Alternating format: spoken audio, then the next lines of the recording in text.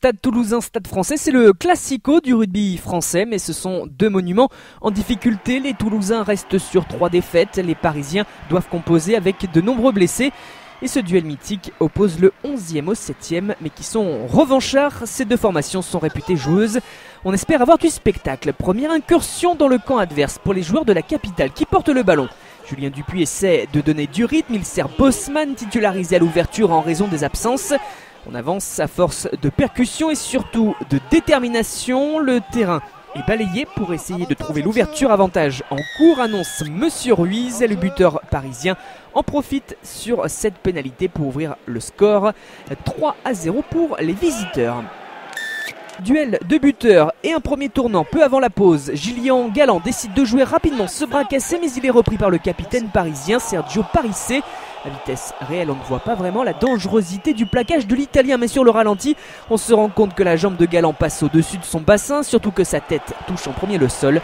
Pour ce geste dangereux, Parisse est donc exclu. Paris est à 14 et Sébastien Bézien profite pour inscrire sa 3e pénalité. Toulouse mène 9-3 à la mi-temps. Les absents toulousains présents dans les tribunes semblent apprécier le spectacle. Le match s'emballe enfin au retour des vestiaires. Le dégagement de Julien Dupuis sur ce par-dessus, c'est récupéré en 2 temps par Julien Galland, et là c'est en mode bulldozer qu'il se transforme. Le 3e ligne toulousain efface John Ross, rafute Julien Arias, mais sur les fesses, Julien Dupuis donne après contact sur ce plaquage.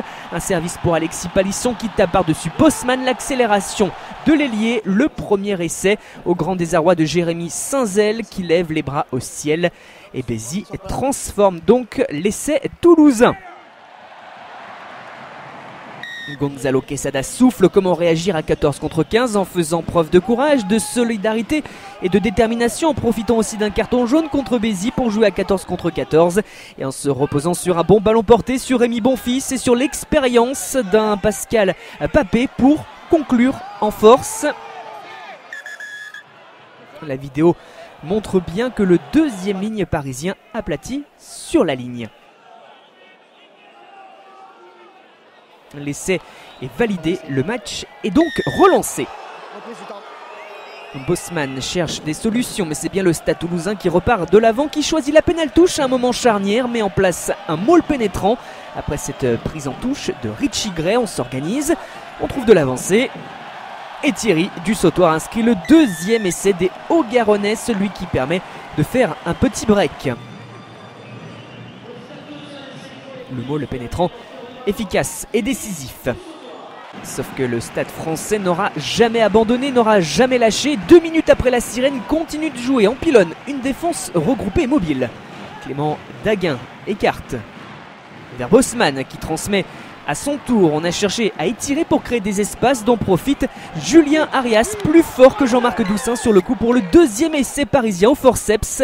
Meyer Bosman transforme à l'ultime seconde et permet à Paris de décrocher in extremis le bonus défensif. Mais c'est bien le Stade Toulousain d'Hugo Mola qui s'impose et se rassure devant son public. Le Stade français ne repart tout de même pas bredouille de ce déplacement.